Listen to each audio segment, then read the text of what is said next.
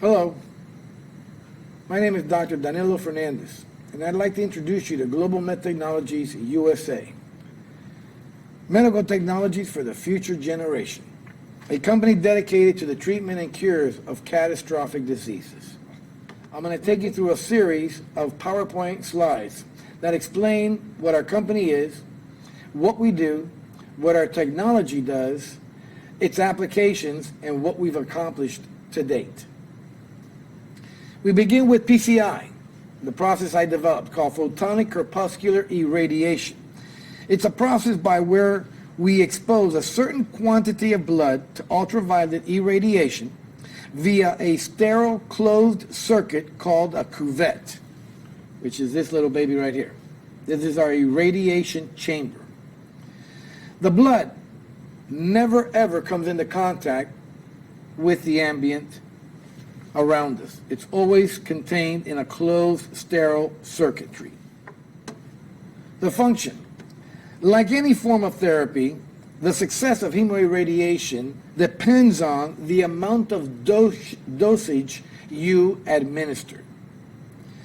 The curative properties in vivo, meaning inside a human being instead of outside like in the lab work, is derived from the activation and stimulatory effects upon cells and certain components or compounds and chemicals found in your blood. Neil Finson, this gentleman here is the father of phototherapy. Now this has been around since the 1800s, the late 1800s. In 1903, Neil Finson wins a Nobel Prize for this type of treatment in 300 children with lupus vulgaris and 100% success rate. Today, we have nothing that can guarantee that type of success. And they did it back in the 1800s.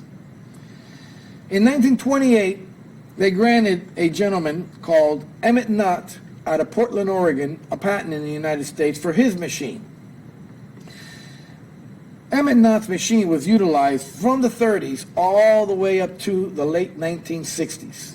And you see his patent here. And I show it here so that you can see that I'm not the only American who has tried this upon the past.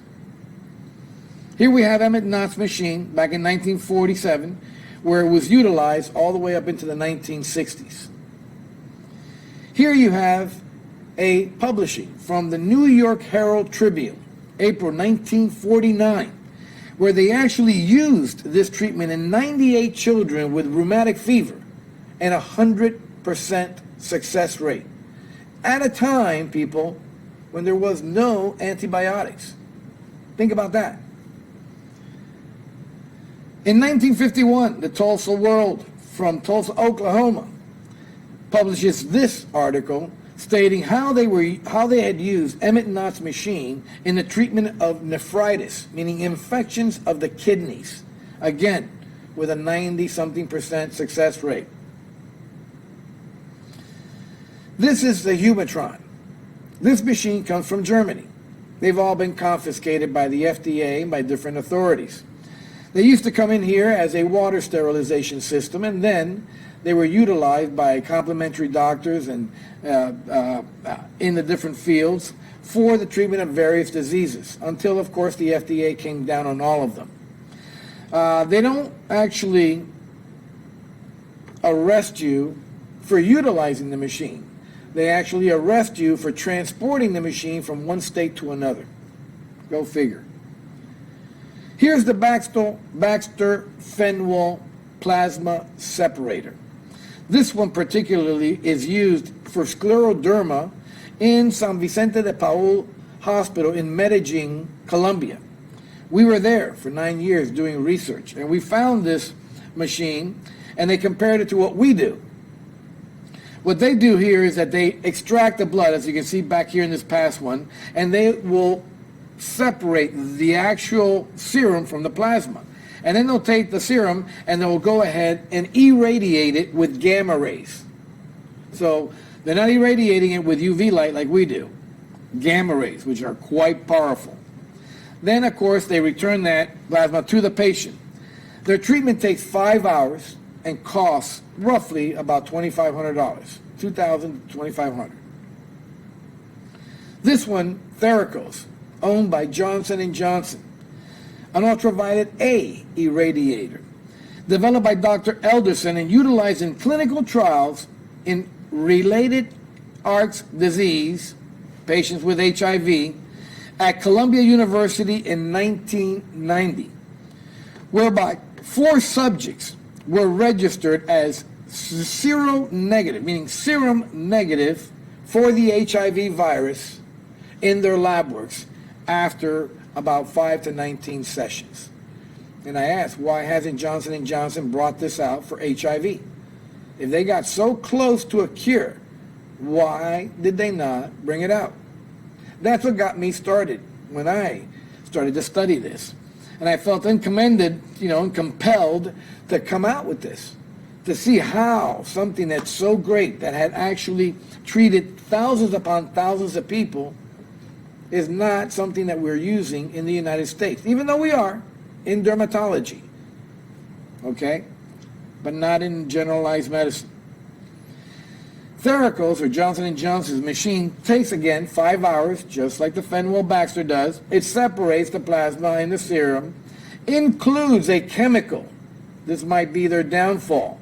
And once that chemical is included, then it goes through its process. Doesn't clean the blood, people. It actually destroys all the viruses, bacteria, funguses, and parasites to an extent because of the treatment and the way they do it. They're actually missing half of the blood. We treat all the blood together. We don't separate anything. That's the difference between our treatment and all of these, or at least one of the differences. Global Med. We make our own hemoirradiator here in America. We develop our own cuvette, our own irradiation chamber.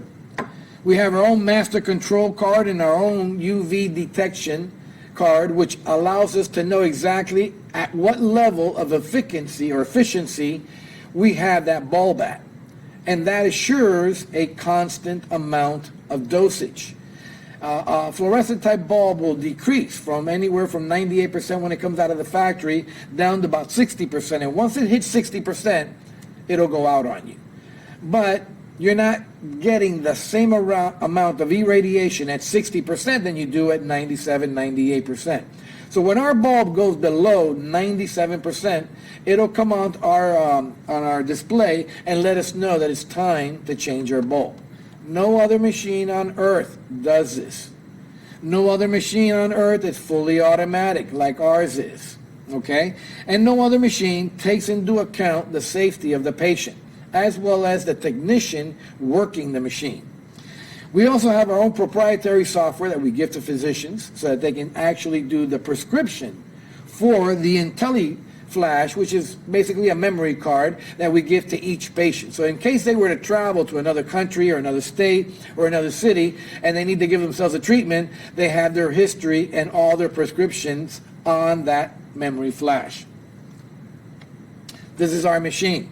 It's compact, it's small, and as you can see, it has a scanner.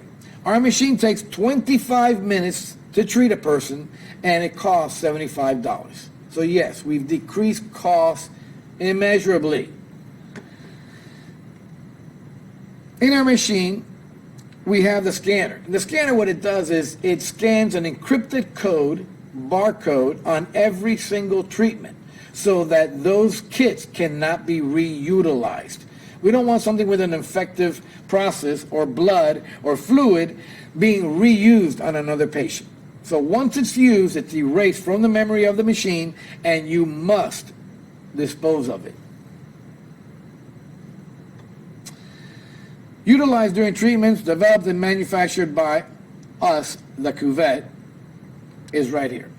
Now this baby, we have 3 of them. The one on the left here that you see was developed by an engineer for NASA, whereby they sterilized, literally sterilized, all the human waste in the Columbia and the Enterprise shuttles and what have you. The second one we developed for blood banks, so that we can enable us to sterilize different blood products. And then the last one you see on the right is the human one that I developed, specifically for humans and animals, because we use them in both. It has a quartz glass that allows 100%, 99.9% of the transmission of the irradiation to the blood. It avoids the pulling of the blood and thereby a uniform manner of irradiating the blood so that the dosage, again, is adequately measured and delivered. This is the rest of our kit, which basically stands of an everyday blood collection type kit where you have one bag that'll collect the blood, another bag where it's transferred to, and then a blood administration kit that you see here on the right, which re-infuses the blood back into the patient. So what I'm going to show you here now is our kit. Now you can see here that the kit has a hep lock.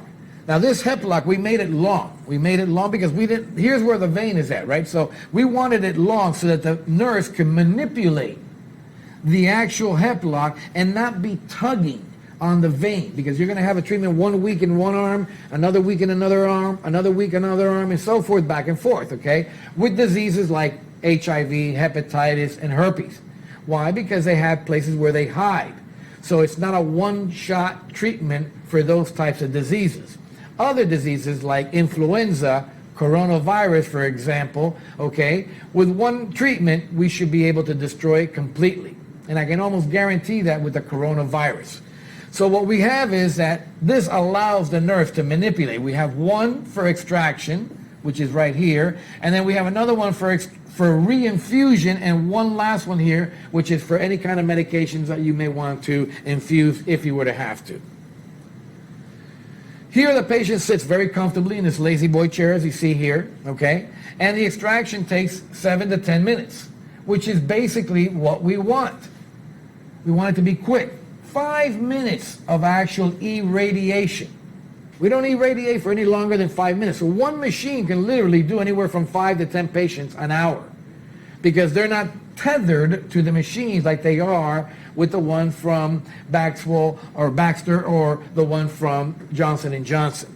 And then another 7 to 10 minutes to re-infuse the blood. That's why we take 19 to 25 minutes for our treatment instead of 5 hours. And it's once a week. In this slide, you see the beginning of what is the treatment. You see the blood already coming from that first collection bag, going through the pump and then into the cuvette. And once you see it here in the cuvette, it'll start to spiral up towards the top of the cuvette. And here you see it in full force. You see one bag being emptied out, going through the pump, going through our cuvette, and then going back into the second bag, whereby there it comes back to the patient, re-infused via a blood administration kit with a 70 micron filter, okay? And it's very important because that filter prohibits any blood clots or any plastic that may have dislodged itself in the kit. Again, patient safety. And the top here to the machine is closed. We're having it here open for the demonstration purposes. And then the patient receives her blood back, which is on an everyday IV pole by gravity. She'll receive her blood back, and then you can see the machine is off to the next patient. So that's basically how our treatment differs from everyone else's. It's quick, it's efficient. We use a stronger UV bulb than Johnson & Johnson uses. It's a lot more efficient in our irradiation process, and we don't separate the blood, making it much more comfortable for the patient and for the doctor themselves.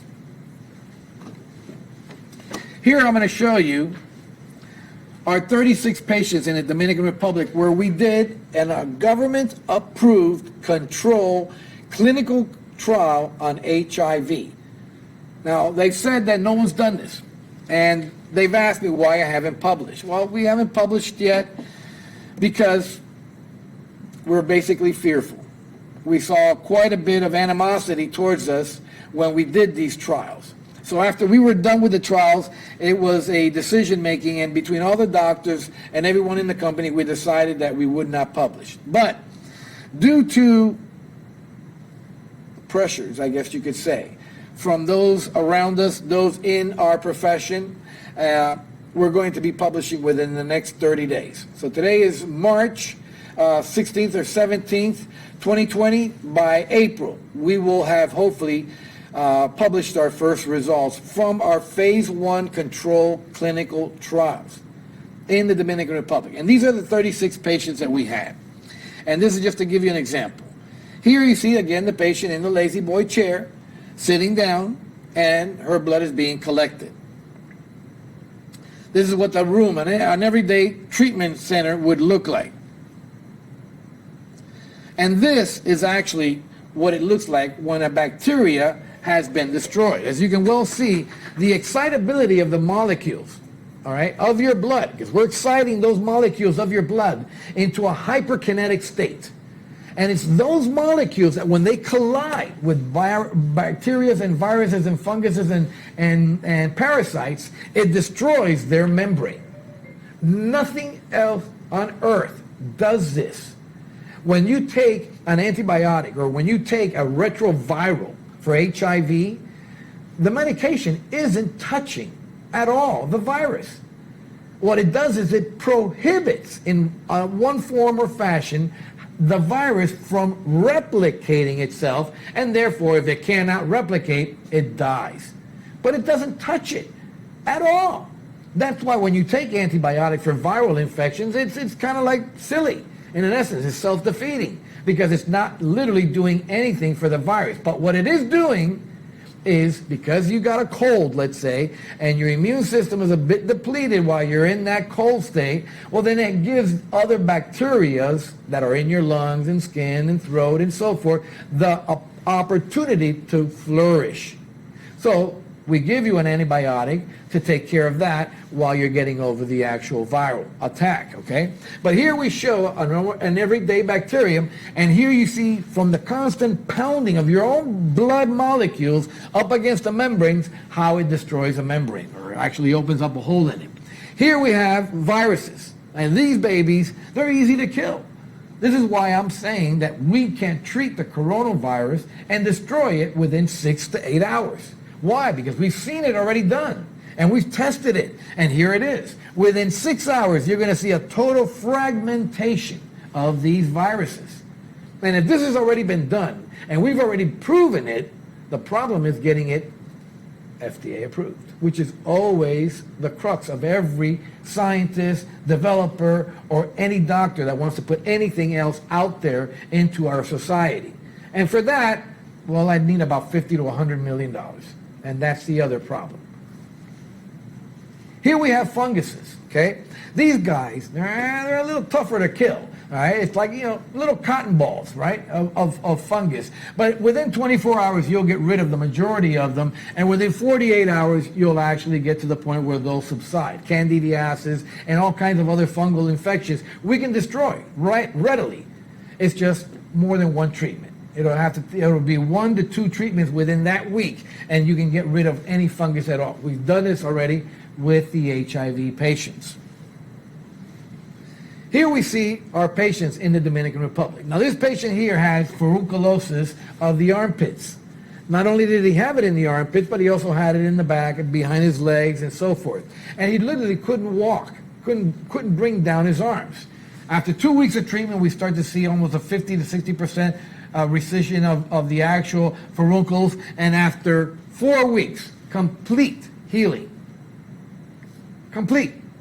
That is one of the things that impressed the doctors in the Dominican Republic the most, especially the military, who see quite a bit of this in soldiers out in the field. Our second patient was suffering from different lesions of leishmaniasis, okay? And what did we find? 2 weeks, they were gone. The healing process is unbelievable. Nothing of pathogens on this earth can resist this. And then to think that it's so efficient, it's so clean, it's so cheap.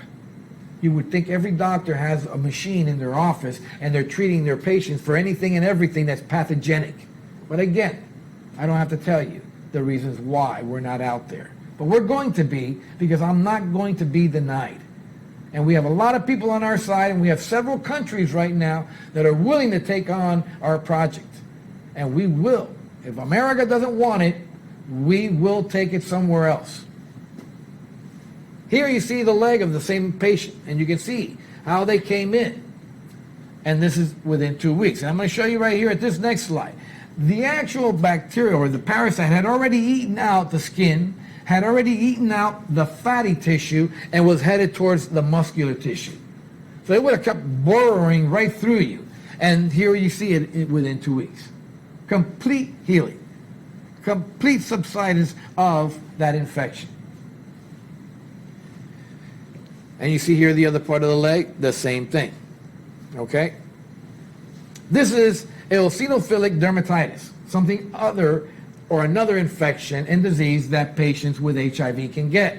Remember, they have opportunistic infections. The immune system goes down because of the virus, and all these other bacteria and viruses and funguses and parasites can flourish.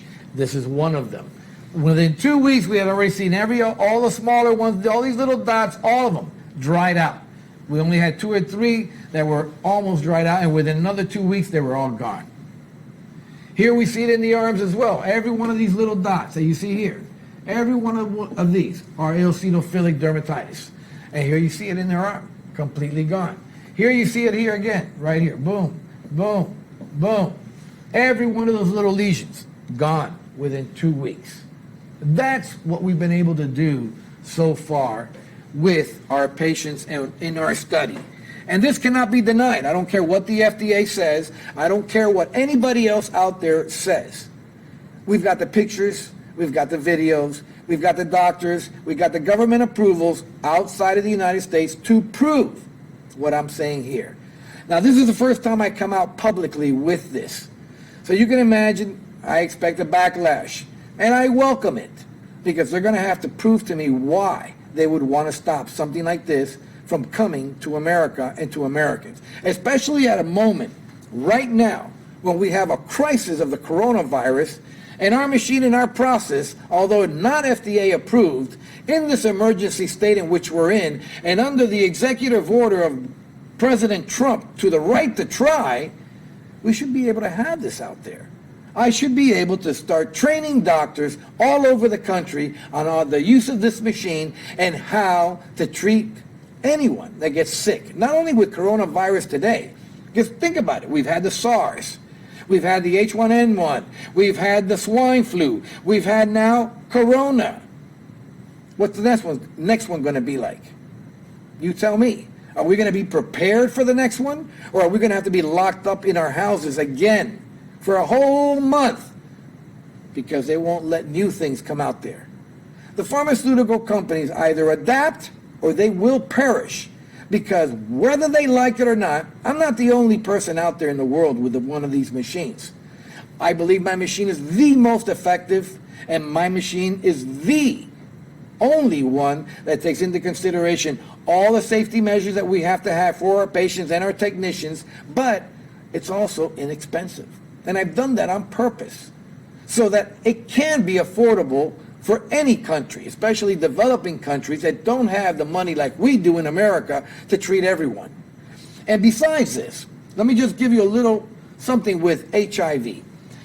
Around 40% of the HIV population, 40% of the HIV population cannot tolerate medications. Okay, they're not resistant, although they are. But being resistant means you can take the medications, but the medications don't work because the virus is already resistant to that medication. So what we do in medicine is we change your cocktail and we give you another medication, okay? Those are the retroviral medications. Well, there's a 40%, 30 to 40% of the population of people with HIV that cannot tolerate those meds. And if you can't take the meds, then what do? You have no hope. And if you have no hope, well, imagine the kind of person that they become. So they become depressed, and they start costing even more money in care. And apart from that, you still have to treat them because of international laws from the WHO, UN, and so forth down the line.